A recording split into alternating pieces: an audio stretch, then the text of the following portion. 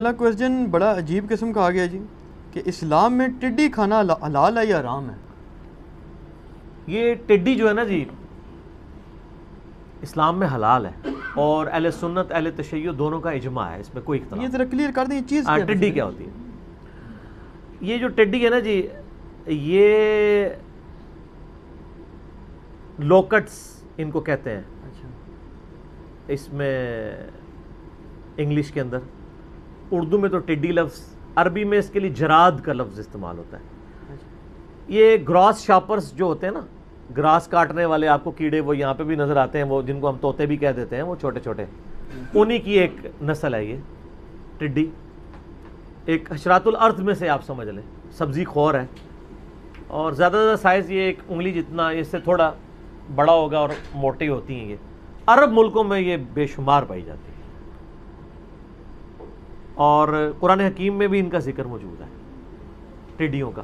صرف ایک ایگزامپل کے طور پہ ہے، حلال و حرام کے حوالے سے تو بخاری مسلم میں، وہ بعد میں آپ کو حدیث بیان کرتا ہوں، پہلے قرآن حکیم کا چونکہ پروٹوکول ہے تو میں آپ کو ٹڈی کا ذکر قرآن حکیم سے سورہ القمر جو ہے نا اس کے سٹارٹ میں بھی آتا ہے۔ اللہ تعالیٰ نے فرمایا جو مردے قبروں سے نکلیں گے، اعوذ باللہ من الشیطان الرجیم، سورۃ القمر پارہ نمبر 27 آیت نمبر 7 اور 8، خش عن ابصارہم، یعنی مجرمین کی نگاہیں ڈر کے مارے جھکی ہوئی ہوں گی، یخرجون من الاجداث کانہم جراد منتشر، وہ اپنی قبروں سے اس طرح نکلیں گے جیسا کہ ٹڈیاں ہوتی ہیں غولوں کی شکل میں، مہطعین الی الداع، اور وہ بھاگے چلے جا رہے ہوں گے پکارنے والے کی پکار کی طرف، یعنی میدان محشر میں سب لوگ جمع ہوں گے۔ یقول الکافرون ھذا یوم عسر، اس دن پھر جو منکرین ہیں اللہ کے یا اللہ کے نافرمان ناشکرے لوگ، وہ کہیں گے آج کا دن تو ہمارے لیے بڑا مشکل کا دن ہے، اللہم اجرنا من النار، آمین۔ یہاں جراد کا لفظ، جراد کہتے ہیں ٹڈیوں کو۔ بخاری اور مسلم دونوں میں حدیث موجود ہے، عبداللہ ابن ابی اوفا کہتے ہیں رضی اللہ تعالیٰ عنہ، یہ آخر میں فوت ہونے والے چند صحابہ میں سے، 86 ہجری میں فوت ہوئے ہیں، نبی علیہ السلام کی وفات کے بعد 75 ایئرز زندہ رہے۔ وہ کہتے ہیں کہ ان کا بڑا تھوڑا عرصہ نبی علیہ السلام کے ساتھ گزرا ہے، اس وقت چھوٹی عمر کے تھے نا۔ بعد انہوں نے کہا میں 7 غزوات میں، بخاری مسلم کے الفاظ ہیں، اللہ کے محبوب صلی اللہ علیہ وآلہ وسلم کے ساتھ شریک رہا، اور ہم ان غزوات میں جب جایا کرتے تھے تو ہم ٹڈیاں کھایا کرتے تھے۔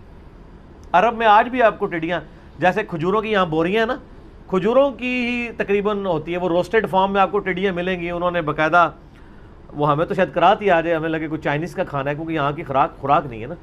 یعنی ٹڈی کھانا ضروری نہیں ہے کہ یہ لازمی ہے، واجب، آپ نے نہیں کھانا نہ کھائیں، جیسا کہ بخاری مسلم میں آتا ہے، نبی علیہ السلام کے سامنے سانڈا لا کے رکھا گیا، گو جسے ہم کہتے ہیں اپنی زبان میں، تو نبی علیہ السلام نے نہیں کھایا، خالد بن ولید کھاتے رہے اور پوچھا یا رسول اللہ یہ حرام ہے؟ فرمایا حرام تو نہیں ہے لیکن میرے علاقے کی غذا نہیں، میں نہیں کھاتا تو میں منع نہیں کرتا۔ تو یہ لادہ بات ہے کہ آپ کی قوم نے آپ کو بتایا جو کدو شریف نہ کھائے وہ گستاخ رسول ہے، تو نبی علیہ السلام نے سانڈا نہ کھا کے کوئی اللہ تعالیٰ کی کوئی نعوذ باللہ نہ شکری کی ہے؟ آپ کی پسند ہے کھائیں، نہیں پسند نہ کھائیں، گستاخی والا کون سا معاملہ ہے اس میں؟ تو وہ عبداللہ ابن ابی اوفا کہتے ہیں کہ ہم ٹڈیاں کھایا کرتے تھے۔ تو یعنی حضور کے اوپر یعنی ایمان لانے والے جو چند چھوٹے صحابہ جو آخری وقت میں آئے ان میں سے وہ روایت کر رہے ہیں، تو ظاہر ہے پھر تو اس کے اوپر اہل تشیع بھی قائل ہیں، اس کے ان کے کلپس بھی چڑھے ہوئے ہیں، کیونکہ عموماً سب کانٹیننٹ میں لوگوں کو پتہ نہیں ہے، اس لیے وہ کہتے ہیں یار یہ تو کیڑے ہیں، یہ تو چائنیز والی خوراک ہی ہو گئی ہے۔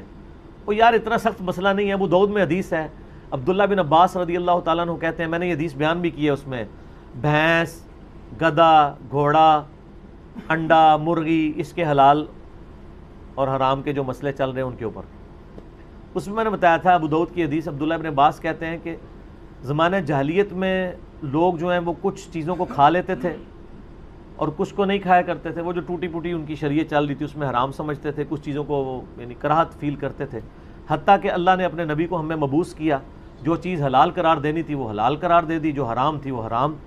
تو جس کے بارے میں قرآن اور سنت میں خاموشی ہے، انہوں نے کہا تو اس کے بارے میں بحث نہ کرو، اس کے اوپر تمہارا کوئی مواخذہ نہیں ہوگا۔ یعنی قرآن و حدیث نے جن چیزوں کو حرام نہیں قرار دیا وہ حلال ہی ہیں ساری، کینگرو ہے حلال ہے، سبزی خور ہے ٹھیک ہے، بہیمۃ الانعام میں آتا ہے، کھائیں آپ، کوئی مسئلہ نہیں ہے۔ تو اس کے بعد پھر عبداللہ بن عباس نے وہ آیت تلاوت کی کہ اے نبی علیہ السلام ان سے فرما دو میں تو کوئی چیز حرام نہیں پاتا تمہاری ان غذا کی چیزوں میں سے سوائے بہتا ہوا لہو مردار خنزیر کا گوشت اور جن چیزوں پہ اللہ کے علاوہ کسی اور کا نام لیا جائے. یہ ہر بات کے اوپر فوراً فتوے لوگ لگاتے ہیں یہ بھی حرام یہ بھی حرام. وہ میں نے پھر بتایا صحیح مسلم میں حدیث ہے کہ ہر طرح کے درندے چاہے وہ پرندوں میں ہیں چاہے چرندوں میں ہیں وہ حرام ہے. یعنی جیسے عقاب ہے یہ درندہ ہے, کوا درندہ ہے پرندوں کا درندہ. اسی طریقے سے چیل گوشت خور درندہ یعنی وہ ناخنوں سے شکار کرتی ہے.